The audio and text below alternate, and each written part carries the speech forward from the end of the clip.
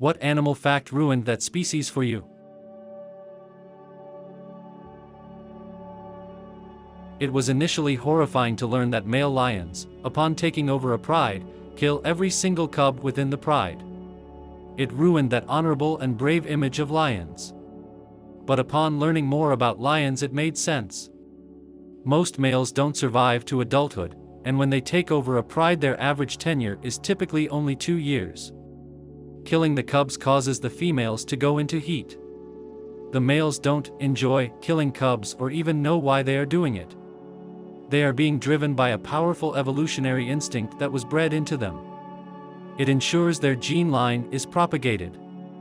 It also ensures that the strongest genes are passed along. If pride males aren't strong enough to defend their bloodline, their genes won't be extended. It is easy to see how lions evolved into such powerful animals. Fur seals rape penguins. Now, I don't have an encyclopedic knowledge of seals, but I thought, as a general rule, they were mostly alright. I know some of them could hardly be called cute, elephant seals, anyone, but I didn't think they had any major skeletons in the closet. That's until I got to know them a little better. Well, specifically, fur seals. You mess with penguins, you mess with me, pal. Look at you, lording it over the beach. Seek help, mate. They're just seals, right? Swimming around, eating some fish, having a fun time with their other seal pals, getting eaten by great white sharks. Well, that's not all fur seals get up to. Sometimes they need a release, and Mrs. Fur Seal isn't there to oblige. Who's the unfortunate victim? Penguins.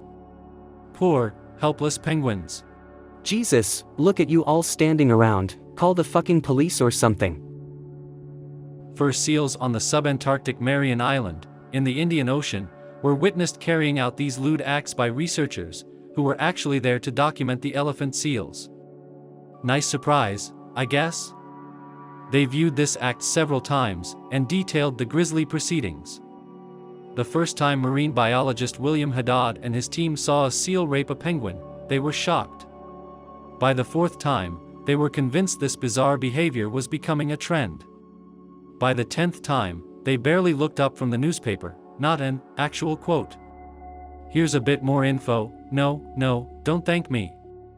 In all 4 cases of what Haddad and his collaborators call sexual coercion, a seal chased, captured, and mounted a penguin of unknown sex, then attempted to copulate with it several times with periods of rest in between. The birds remained pinned down for the duration. Penetration could only be confirmed in one instance, though it was likely in all of them. Birds have one hole called a cloaca that serves excretory and reproductive functions.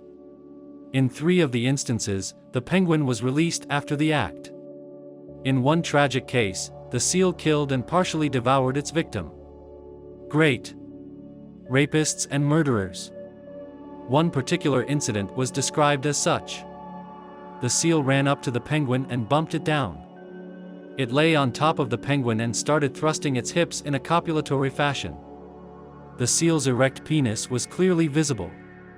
2 bouts of thrusting in a copulatory fashion was intermitted, by a break during which the seal kept the penguin pinned to the ground with its flipper, but did not seem interested in it. Eventually, the seal got off the penguin, and the bird was able to get up and join a group of fellow king penguins on the beach.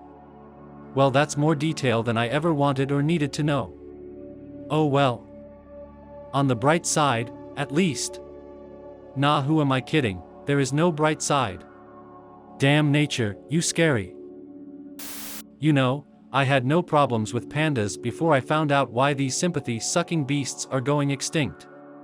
Look, pandas, your cousins who drink Coca-Cola Classic instead of eating bamboo, are going extinct because the planet is getting warmer and their habitat is literally melting under their feet. These tough, cola-loving creatures have to sometimes swim for hours to just find dry land again. But you guys aren't going extinct because of that. China isn't melting under your feet, is it? No. Is your food supply getting smaller? No. Last time I checked, bamboo grows like fucking weeds in China. So why are you guys going extinct? Because you are too lazy and picky to have sex. We literally show you guys panda porn just so you will get horny to procreate, and a lot of times that doesn't even help, damn it. You guys are dying because all you want to do is eat bamboo all day, which is the equivalent of chips in nutrition. You could go hunting and eat actual food, but no. And even when the stars do align for you guys to bang, you are too picky to actually do it. So I have gotten some questions and concerns in the comments that I feel need to be addressed before more people come to me with the same comments and concerns. Pandas are indeed losing their habitats. Pandas' diets are actually shit nutritionally. I wasn't kidding. Whether you like it or not, that is a fact. Panda sex is a lot more complex than I made it out to be, but of course that is why I linked sources so everyone could get a more in-depth view of their difficult mating process, which you can find above the edits. Finally, I am aware of why panda sex and procreation is difficult for them. I am also aware of the reasons why pandas eat bamboo rather than hunt for food. Take some of what I have written here with a grain of salt, and utilize the links I have provided to get a better idea behind my complaints. Anthropomorphism is a thing, so what I deemed lazy and picky in my post was the projection of human traits onto a very humble and beautiful animal. I do not in fact hate pandas. I had always thought my love for my cat was unconditional until I was scraped by his penis. After staring at my burning forearm for a while, I decided I must have had suffered a hallucination. I just couldn't believe it. I rushed to my laptop, raring to unravel every mystery about this little monster. And this is what I learned. What are the barbs? The male's penis is barbed with more than 100 tiny hooks, made of keratin, a tough fibrous protein normally found in nails and claws. As the male withdraws, the hooks scrape the walls of the vagina. Why is a male cat's penis barbed? Male kittens are not born with barbed penises. Mar Vista Animal Medical Center, a veterinary clinic in California, says that cats reach puberty when they are about 6 months old. The barbs develop on the penis at this point because their purpose is to aid in reproduction. 1. They help scratch out any competing sperms from previous mating. 2. They also induce ovulation. The pain from scraping stimulates the female's brain. In response, it releases a specific hormone, which triggers the eggs to begin maturing. 3. They keep the female cat from escaping before mating is complete. She may attempt to flee because cats are more likely to be loners than dogs and resent the intrusion to some point. Mating is also painful for female cats, both because of the barbs themselves and because the male cat begins by biting the back of the female's neck. Needless to say, his right of free access to my bedroom has been permanently deprived. I really wish I could unlearn this fact. Sheep are gross. They pee and poop anywhere and everywhere. A few years ago, when we moved to a rural area, we got 2 sheep to mow our lawn. We first got the idea while we were still living in the suburbs and had read about people who used sheep to mow their lawns. The praises for doing this were many. Sheep are cute. They will munch lawns down to a desirable, short height. And unlike cows or other animals, their poop comes out in little pellets that disintegrate easily into the soil. We became fascinated by the idea, and were really excited when we could finally put it into practice. We fenced the sheep off into a large area with cattle panels that we would move periodically. Since we have coyotes, wolves, bobcats, and all sorts of other predators in the area, we moved the sheep to a covered pen at night. When we first got them, I was worried that the sheep would be hard to train as they weren't known for being bright. However, despite all the jokes out there about sheep, I was pleasantly surprised that they were not dumb as I thought they would be. Before the end of the first day, I had trained the sheep to eat grain out of my hand, and to follow me when I held a handful of grain. It made it really easy for us to get them into the pen and lock them up for the night. Within a few weeks, I had trained the sheep to come running when I bayed at them. But the one thing I didn't count on, and what no one ever mentioned, was how the sheep would pee and poop everywhere. I mean everywhere. While most animals, even pigs, will not eat where they pee and poop, the sheep didn't care. The sheep didn't look around to decide where to pee and poop. They would go whenever and wherever they get the urge. They never stopped what they were doing when they needed to go. They peed and pooped while lying down.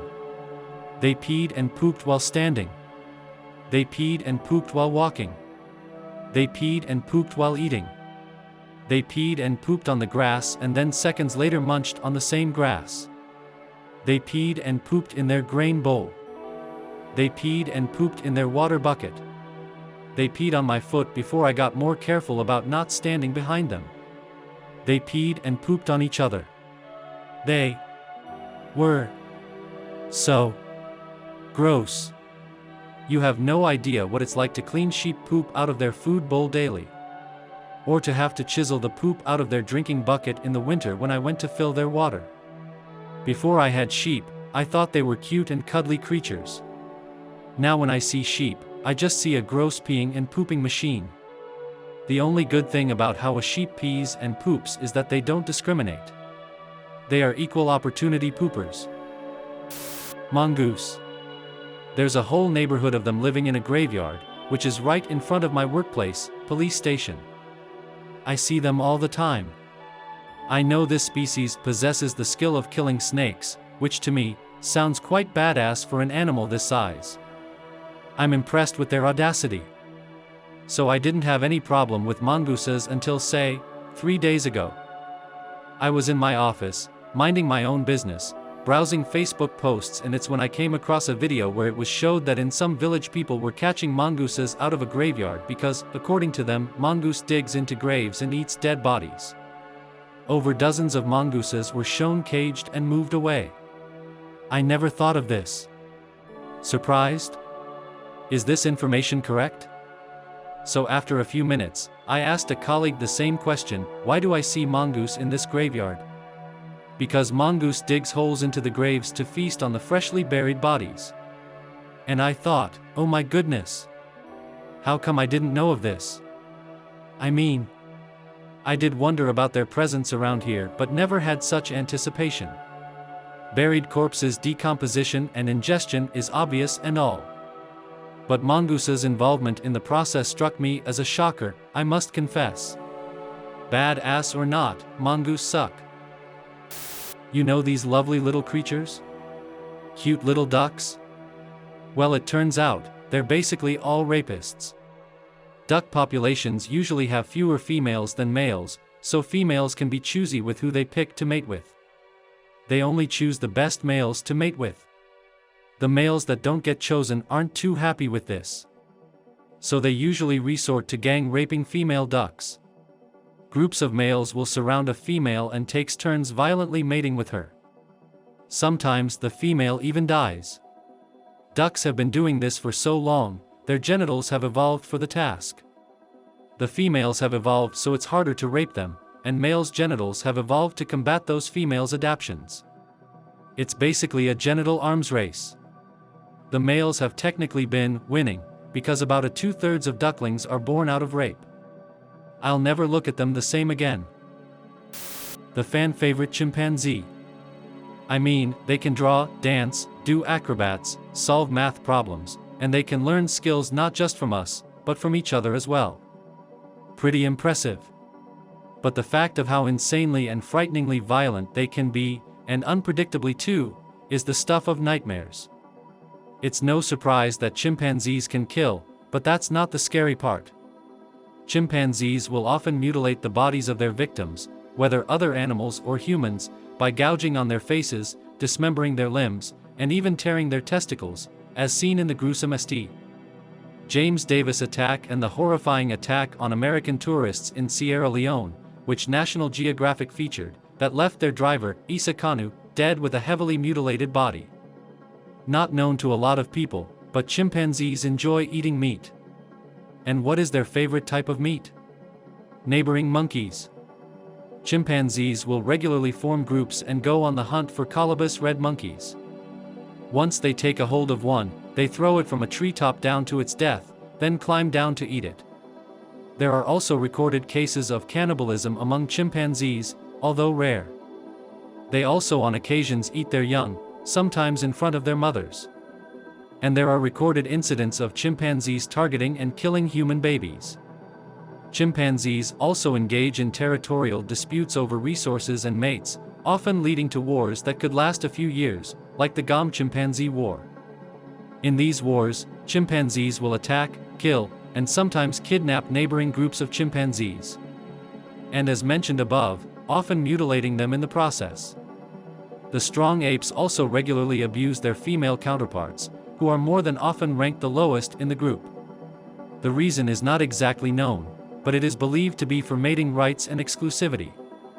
Chimpanzees may be smart and funny, but they definitely have a dark side. Such innocent, captivating, adorable creatures with their soft feathers and clumsy webbed feet. They were my absolute obsession in 7th grade.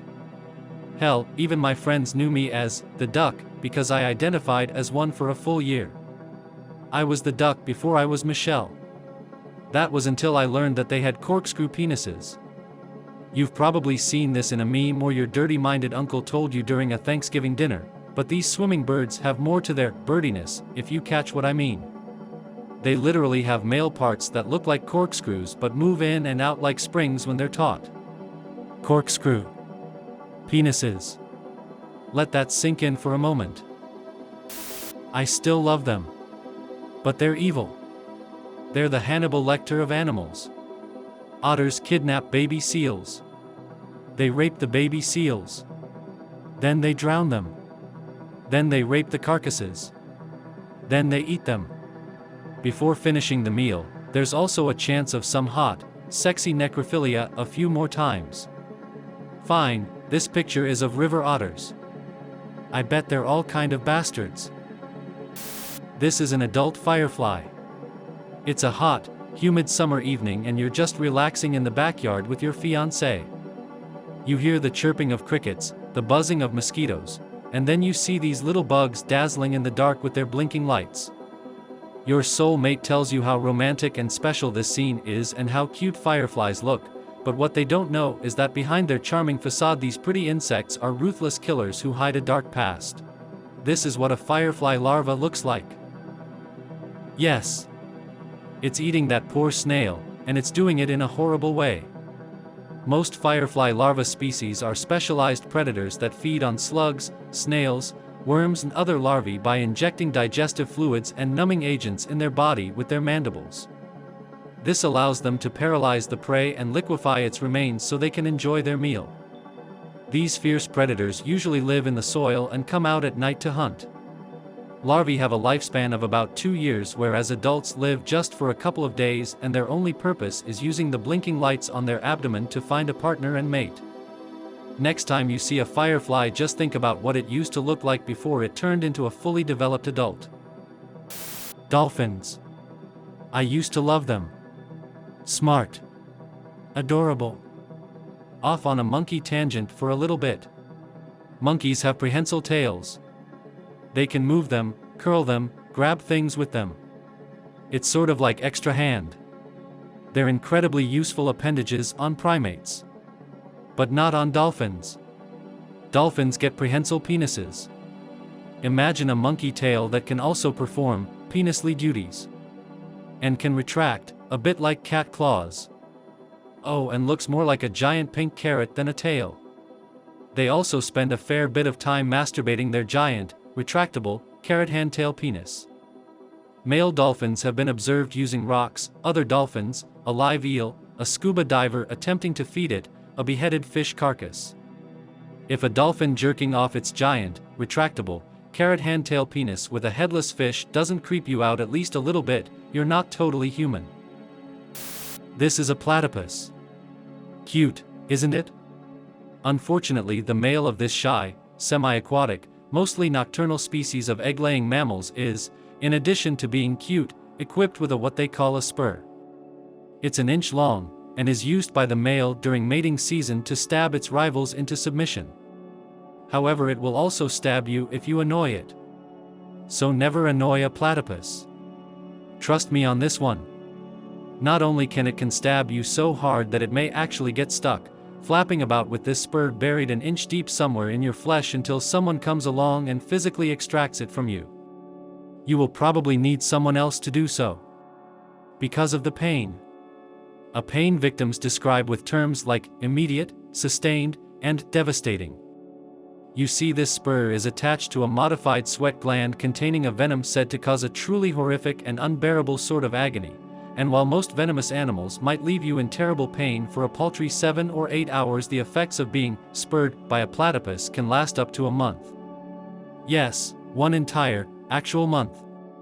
By which point, of course, the fact that it is never fatal simply becomes an added twist of the knife rather than something to be thankful for. Oh, did I mention painkillers don't work either? Call me naive, but I imagine there are few, if any, human sadists so terrible that they would be moved to keep someone alive in torment for a month merely for being an annoyance, but clearly the platypus laughs sardonically at such soft-hearted foolishness. Annoy him at your peril. For my part, I've never been able to look at these creatures in the same way again after learning what they're capable of. My perception of them has been ruined ever since. I love chickens. Still do. But they do bad things. They can eat each other.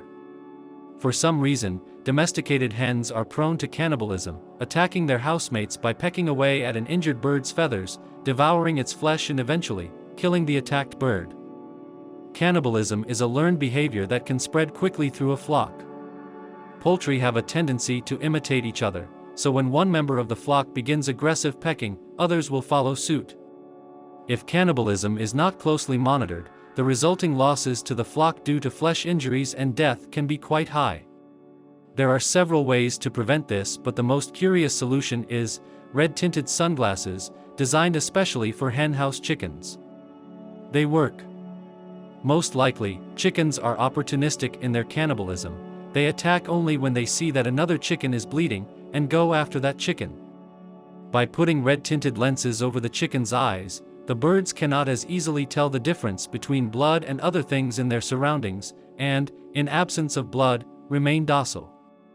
The glasses aren't used anymore because they had to attach them with a pin shoved through the chicken's nostrils. Another answer is to feed them meat. Oddly, if they get meat, they're not so likely to eat each other. Speaking of docile, chickens gang up and attack owner after she lets them out of coop. And here's an article about a man who was killed by a chicken. A cock, to be precise. Man stabbed to death by chicken. In the article, the cock had had a knife attached to its talons for a cock fight. My favorite line. A California man has reportedly suffered a gruesome demise after an accident involving a metal-enhanced cock. Look at this otter. So cute, right? Don't be fooled by his face, though, the reality isn't as cute. In short, otters are, to put it kindly and concisely, jerks. Like, really? Do you believe necrophiliacs, ransoms, and rapists are cute? What about a disease that causes brain inflammation, bone lesions, ulcers, and abscesses? Yep, all those things are from otters. Rapists and necrophiliacs. Male otters are very aggressive when they mate. During the process, they regularly bite the faces of female otters and hold them underwater, sometimes leading to drowning and/or bleeding out. This isn't even confined to their own species, they also do the same with baby seals. Not only are they dangerous when mating, but also they may even continue to have sex even after the seal or female otter's corpse is a week old. Ransom. Imagine a woman and her child out in grocery store. After leaving, a man walks up, grabs the child, and pulls out a pistol. He says he will shoot the child if the woman doesn't give him her food, and that he can get away with it. This is exactly what happens with otters, especially if food is short. A male otter, if he can't find a meal and gets impatient, may grab a baby otter, drag it underwater, and demand a ransom of food from its mother. Valley fever. Otter-human interactions are rare, but this makes you thankful that it is. Valley fever is a fungal infection that causes brain and heart inflammation, skin ulcers, abscesses, and bone lesions. And guess what? The culprit, Coccidioides immitis, is carried by, you guessed it, the sea otter. Does that pair of sleeping otters holding each other's hands in order to not drift away seem so tranquil now? If this isn't considered messed up, I'm not sure what messed up means. Of course I would do hamsters. Ever since I was little I wanted one. I mean, What little kid didn't? They were so cute and fluffy. I would beg my mom for one every single day, but she would usually tell me things like, "They stink so very bad," or "You already have a dog," or even the all-time classic, "They poop quite a bit, you really want to clean up after them?"